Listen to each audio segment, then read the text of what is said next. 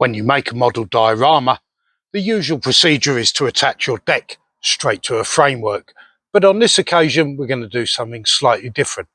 There are two reasons. Firstly, this deck is going to incorporate a river scene, and the second reason will be coming up shortly. It's time to get to the power tools. Hi, welcome back to St Blazing Model World. I'm Roger, and in this video I'm going to show you how to make sexy baseboards. Are they really possible? Yeah, you bet. I've got my baseboard here, and this one's going to incorporate a river scene, so I haven't attached it to a framework.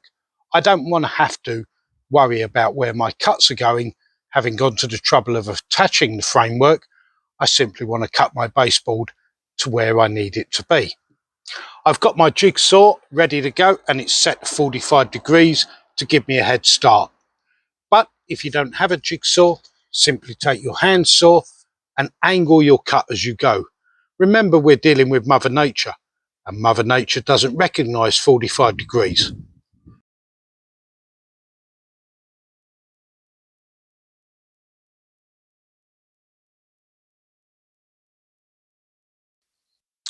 Remember, when you want to cut the reverse side of your river diorama, you need to reverse the angle on your jigsaw.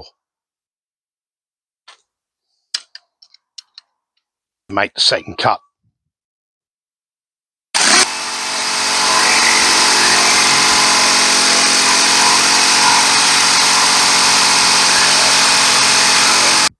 Well, it's a different day and a slightly different t-shirt.